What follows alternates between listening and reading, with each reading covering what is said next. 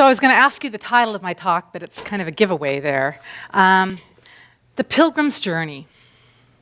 The definition of a pilgrim, as defined by Mr. Webster, is a person who journeys a long distance to some sacred place as an act of religious devotion, a traveler or wanderer. I would like you to all consider, or since this month is imagination, imagine for a moment that you chose to come from whatever non-physical space you were in before this lifetime to inhabit your current human form. You came to this sacred place of planet Earth, which is filled with all types of contrast. There's pain and joy, love and fear. But you did so in order to more fully express and evolve as spiritual beings. It is thus an act of devotion or a calling from your higher self which brought you to the human journey, demonstrating that you too are all pilgrims. Can you join me in that knowing for now? Great. Oh, not time to change the slide. Whew, I didn't plan on that one. First of all, for those of you who may not know, over the summer I traveled to see my son who lived halfway around the world in the country of Kyrgyzstan. It's right below Russia, kind of next to China, but it's a long way away. And I traveled, made 2 stops on the way there and a couple stops on the way back. And I gotta admit, I was definitely in this pilgrim mindset, but when I saw the huge path, I thought, I'm already where I need to be. Why bother leaving? I wasn't gone, like the movie 80 Days, but it was 40 days and 40 nights from Chico. So I'm thinking if I add those up it comes to that 80 number. Kathy would not approve of my math. So once again, when I started my journey, it was June 27th. When I landed in Chico, it was August 4th. And I thought, it's a lot cheaper and easier, as I will allude to. Traveling around the world is far less glamorous than it sounds. You are all on a lifetime journey.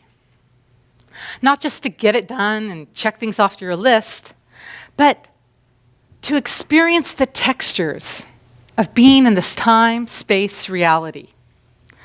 Whether you step out of Chico or not, every day you are walking your own unique path.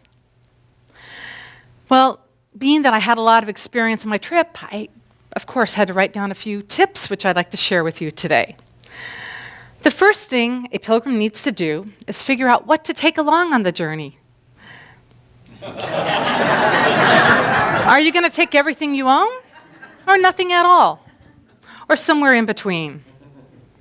Remember, most baggage allotments are 50 pounds about, so that's 1 small child, or 1/3 of an adult, which I don't recommend, or just other stuff. What would you bring on a material level to take with you if you were on a pilgrimage? Just to call out a couple things, I'm curious. Underwear, of course, sometimes it's those basic things. Toothpaste, toothbrush, good, we're being practical. And hair dryer, okay. Nobody mentioned soft toilet paper, not that it comes in handy in Kyrgyzstan, just saying. Maybe you packed, here we are. So hauling around baggage is not necessarily a positive thing. It can really hold you back, especially if you pack momentums, big framed pictures, and old clothes that no longer fit. You wouldn't have room for what you needed on the present journey. You might also compare your journey to those of the past and say, oh, I was so much younger back then. It was so much easier to move around. Sometimes the pictures we pack represent unhealed hurts or anger, regret, stuff that we would just as soon let go of. The old clothes could be negative or outgrown beliefs that we've worn all our lives, and they're just so comfortable. We know what to expect when we put those on.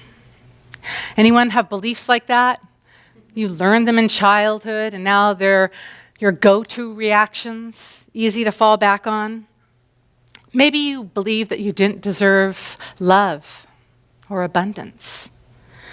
Maybe you still feel guilty about things that happened decades ago, and you have all the stories to justify it.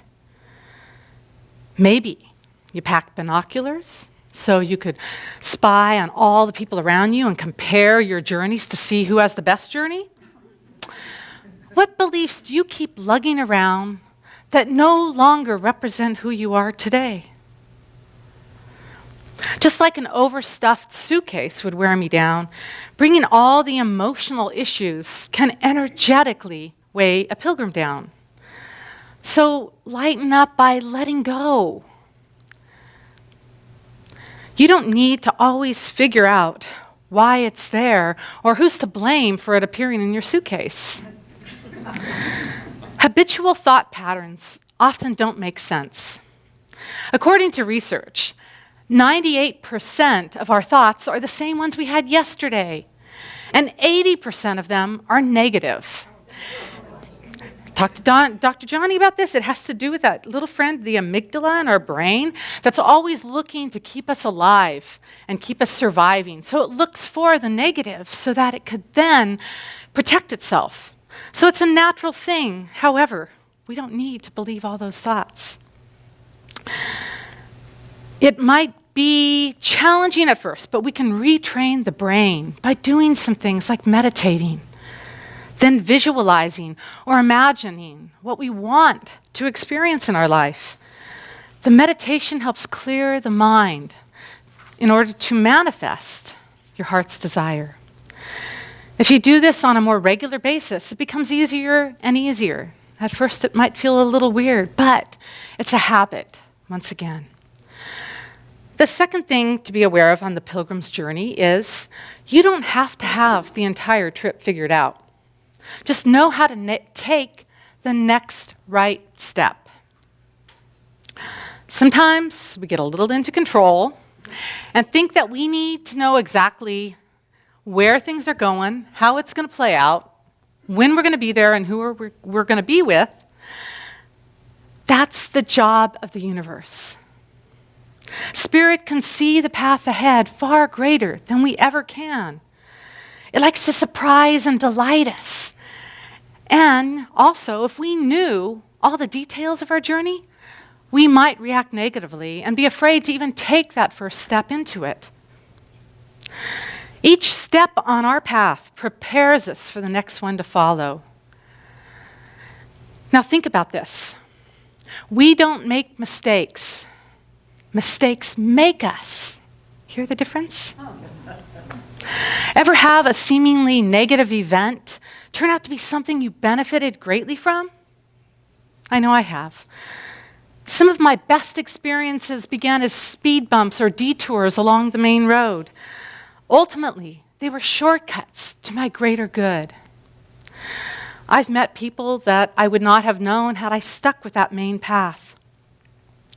Getting lost can also lead to serendipitous moments that makes the journey so much sweeter.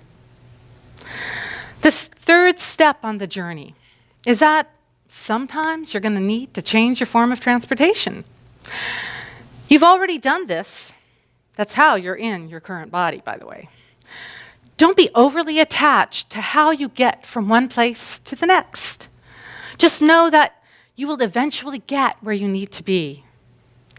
Do you ever complain about how slow your path is? And you repeat that saying, are we there yet? It just seems like it's taking forever. You could be on a horse of old habits that just wants to stop and eat and stare at a locked gate. I had a rather stubborn horse in Kyrgyzstan. I'm not sure why I attracted him in my life, because I know I'm never stubborn.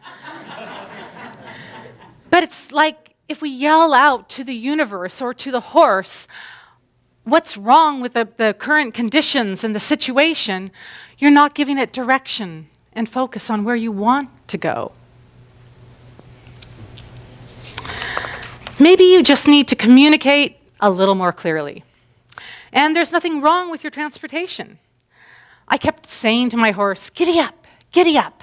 Well, hello, I had a Russian-speaking horse.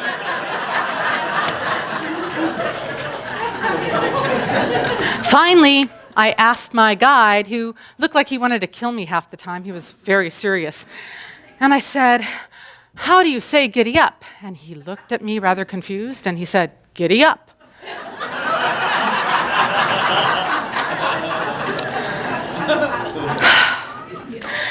After you've cleared the communication issues, maybe you need to step out of your comfort zone and be open to the new and unexpected. When my son and I set off one day on a hike, we didn't realize how far it was to get from one little waterfall to another waterfall. And after 7 miles of weaving through a village, of course we had fun. It was beautiful, but we were getting tired. Our feet were getting sore.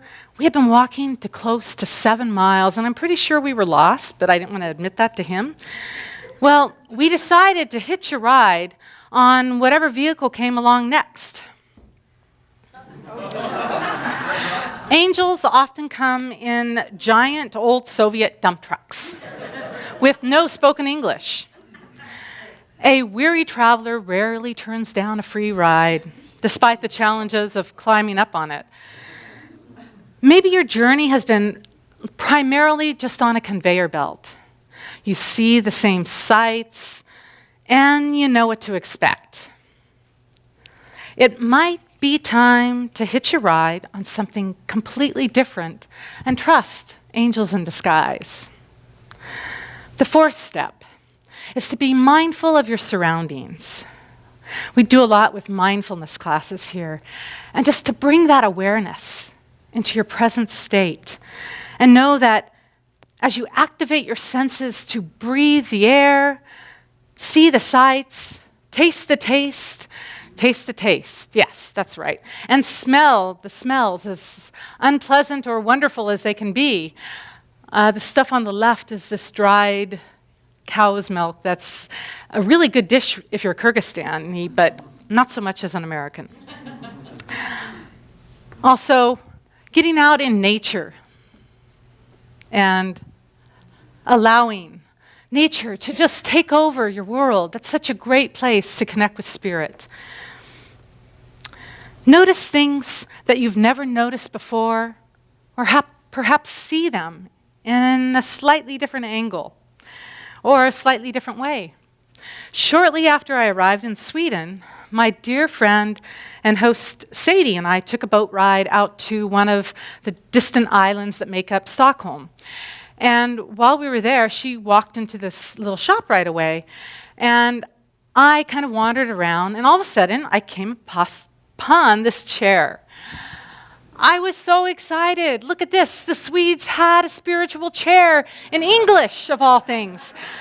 And so I was thinking, oh my God, God is everything. Whoever sits down in this chair gets to be like what represents God. So I had to take a picture of me sitting in the chair. I was just so excited. And I felt like they had put that there just for me.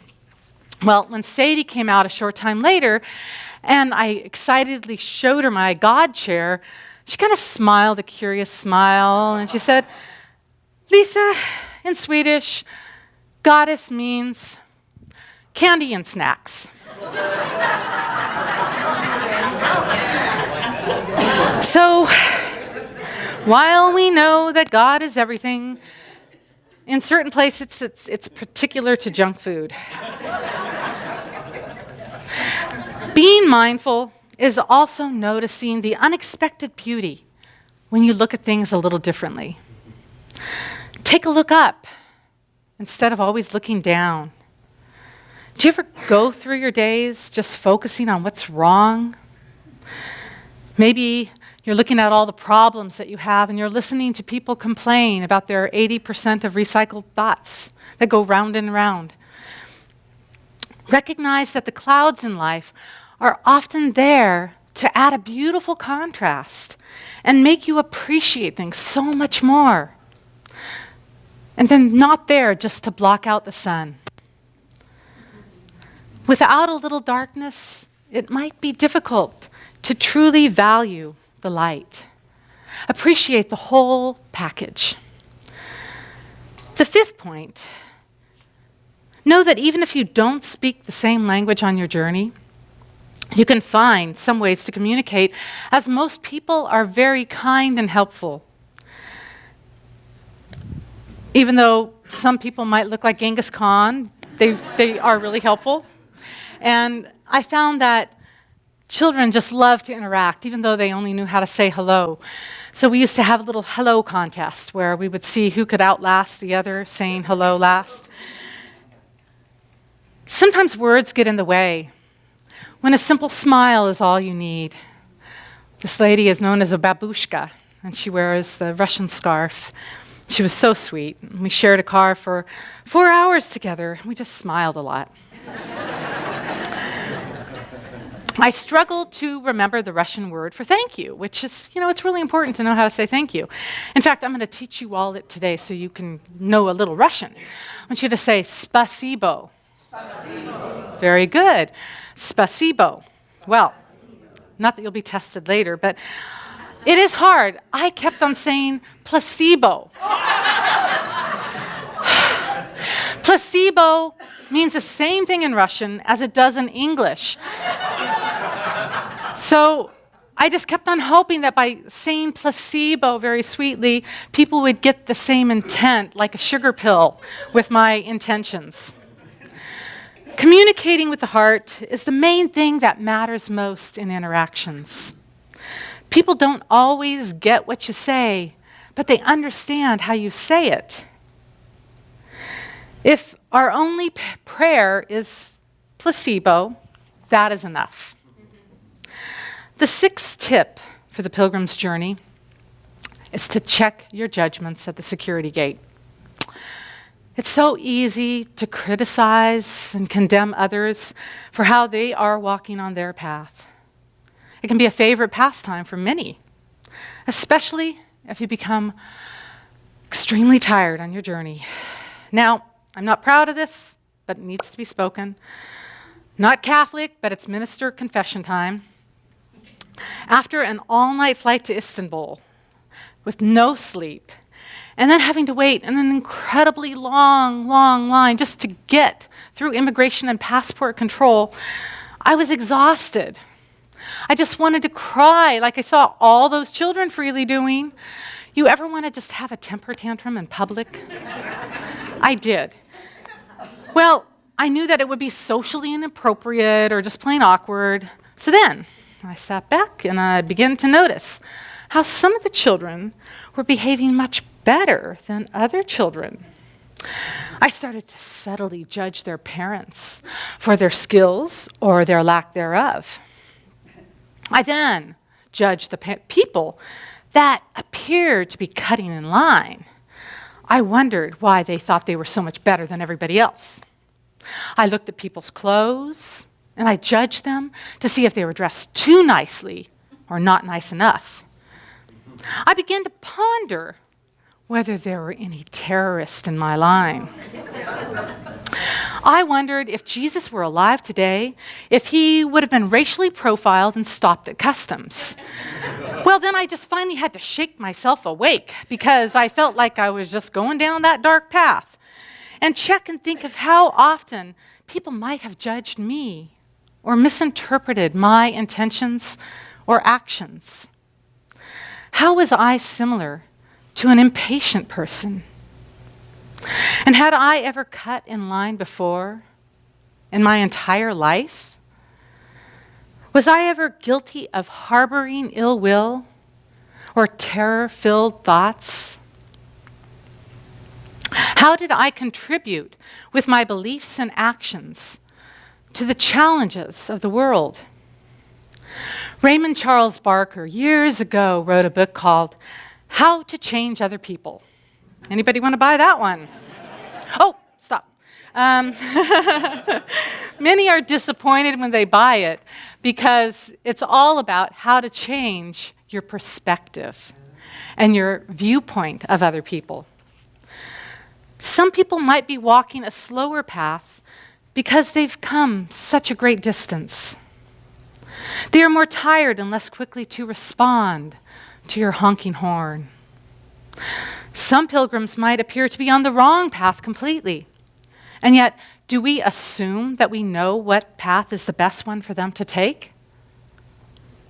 We have no idea what traumas or challenges have led them to wear the clothes they are wearing or react in the manners that they do.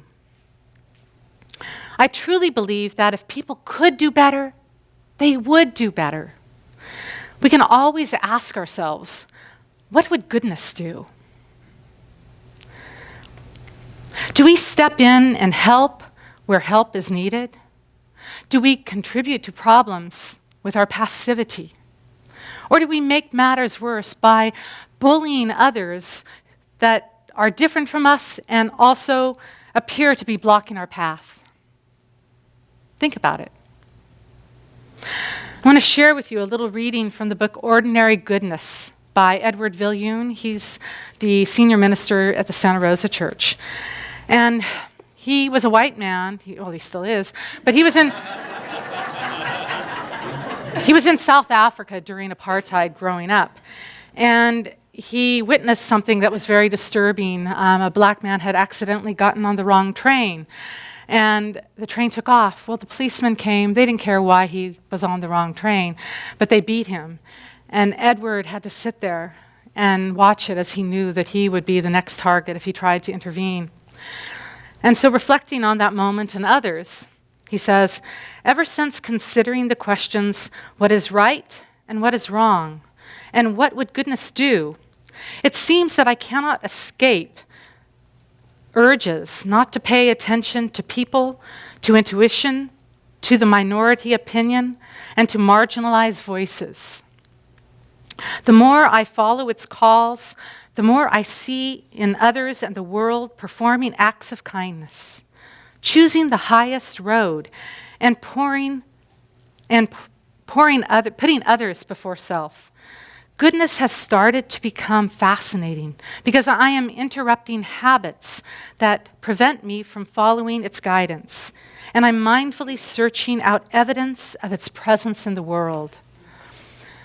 So mindfully searching out things, we get what we're looking for. So start to see this goodness and kindness where you look.